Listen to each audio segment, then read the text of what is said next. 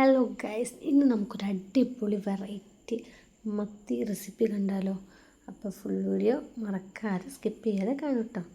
അപ്പോൾ ഇന്നത്തെ റെസിപ്പി പറഞ്ഞാൽ മത്തി ഫ്രൈ എന്ന് പറയാം, മത്തി പെരട്ട് എന്നൊക്കെ ആസ് യൂഷ്വൽ നിങ്ങളുടെ ഇഷ്ടം പോലെ എന്തും വിളിക്കാട്ടോ. വിളിക്കുന്നതിലല്ല കാര്യം, കഴിക്കുന്നതിലാണല്ലോ.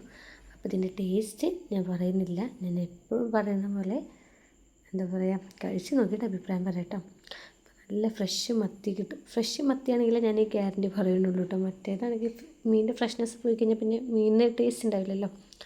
അപ്പോൾ നല്ല ഫ്രഷ് മത്തി ക്ലീൻ ചെയ്ത് അതിലേക്ക് കുറച്ച് ഇഞ്ചി വെളുത്തുള്ളി ചതച്ചതും കുരുമുളക് പൊടിയും ഉപ്പും കുറച്ച് സുറുക്കയും വെളിച്ചെണ്ണയും ഒഴിക്കട്ടെ. അപ്പോൾ വെളിച്ചെണ്ണയ്ക്ക് നല്ല തീ പിടിച്ച വിലയാണ്. അടി കിട്ടില്ലെങ്കിൽ മാത്രം കുറച്ച് വെളിച്ചെണ്ണ ഒഴിക്കുക.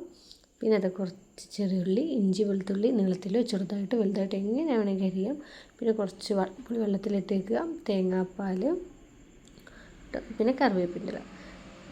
പിന്നെ ഞാൻ കുരുമുളക് പൊടി ആഡ് ചെയ്തിട്ടില്ല, എൻ്റെ അടുത്ത് ഉണ്ടായിരുന്നില്ല, പക്ഷെ നിങ്ങൾ ആഡ് ചെയ്യാൻ മറക്കരുത് കേട്ടോ.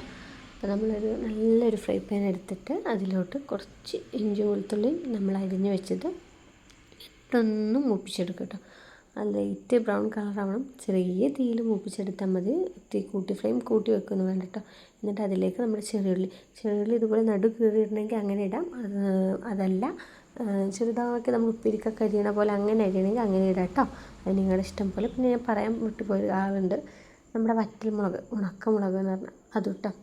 അല്ല തേങ്ങാക്കൊത്ത്, ഇത് രണ്ടും ഞാൻ മുമ്പ് പറഞ്ഞില്ല, അത് വീഡിയോ ഇങ്ങനെ മൂവ് ചെയ്തപ്പോൾ പറയാൻ വിട്ടുപോയതാണ് കേട്ടോ. അപ്പോൾ തേങ്ങാക്കൊത്തും വറ്റൽമുളക് ഇടുക. തേങ്ങാക്കൊത്ത് അങ്ങനെ ഇടും, വഴണ്ടി പോകേണ്ട ആവശ്യമില്ല കേട്ടോ. അപ്പം ചെറിയുള്ളി, ഇഞ്ചി, വെളുത്തുള്ളി അരിഞ്ഞത്, പച്ചമുളക്, തേങ്ങാക്കൊത്തൊക്കെ ഇട്ട് വാട്ടിയിട്ട് അതിലേക്ക് കുറച്ച് കറിവേപ്പില. ഇവനില്ലാത്ത ഏതെങ്കിലും ഒരു വിഭവം ഉണ്ടോ അല്ലേ. പിന്നെ കുറച്ച് മഞ്ഞൾപ്പൊടി, കുറച്ച് മുളകും പൊടി, കാശ്മീരി മുളകും പൊടിയും ആഡ് ചെയ്യാം കേട്ടോ. അപ്പോൾ കളർ ഒന്നും കൂടി ബ്രൈറ്റ് ആയിട്ട് കിട്ടും. എൻ്റെ അടുത്ത് ഇല്ലാത്തതുകൊണ്ട് ഞാൻ സ്കിപ്പ് ചെയ്തിട്ടുണ്ട്. നിങ്ങളുടെ അടുത്ത് ഉണ്ടെങ്കിൽ നിങ്ങൾ ആഡ് ചെയ്യാൻ മറക്കരുത് കേട്ടോ. ഇത് ചെറിയ തീയിലിട്ട് ഇങ്ങനെ മൂപ്പിച്ചെടുത്ത് എന്ത് ചെയ്യുക, അതിൻ്റെ പച്ച സ്മെല്ല്, അതായത് ആ പൊടിയുടെ സ്മെല്ല് പോകണം കേട്ടോ. തീ കൂട്ടി വെക്കരുത്, കുറച്ചിട്ട് തന്നെ വെക്കണം കേട്ടോ. പിന്നെ കുറച്ച് ഉപ്പിട്ട് നമ്മൾ, കാരണം മീനിൽ അത്യാവശ്യം നമ്മൾ കുറച്ച് ഉപ്പ് തേച്ചിട്ടുണ്ട്. പിന്നെ ഈ മസാലയ്ക്ക് വേണ്ട ഉപ്പ് മാത്രം മതി കേട്ടോ.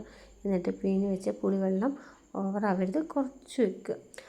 നമ്മുടെ അടുത്തുള്ള മീനനുസരിച്ചിട്ട് കേട്ടോ. എത്ര വെച്ചാൽ നിങ്ങൾ എടുക്കുന്നതനുസരിച്ച് കൂട്ടി കുറയ്ക്കുക ചെയ്യണം. പിന്നെ കുറച്ച് തേങ്ങാപ്പാൽ ഒഴിച്ചിട്ടുണ്ട്. എന്നിട്ട് നന്നായി ചെറിയ തീയിലൊന്നിങ്ങനെ ഒന്ന് കുറുക്കിയെടുക്കുക. തേങ്ങ പിരിഞ്ഞു പോകരുത് കേട്ടോ. എന്നിട്ട് നമ്മൾ കഴുകി വൃത്തിയാക്കി വെച്ച നല്ല മത്തി അതിലേക്ക് ഓരോന്നായിട്ട് ഇങ്ങനെ വെക്കുക കേട്ടോ. ഇത് നല്ല ഫ്രഷ് ചെറിയ മത്തിയാണ്, അപ്പോൾ നല്ല ടേസ്റ്റാണ്. എന്നിട്ട് നല്ല വറ്റിച്ചെടുക്കുക. ഇത്രയുള്ളൂ പണി. സംഭവം ഭയങ്കര ടേസ്റ്റാണ്. വറ്റിച്ചെടുത്തിട്ട് കഴിച്ചു നോക്കുക. എല്ലാവരും അഭിപ്രായം പറയണം കേട്ടോ.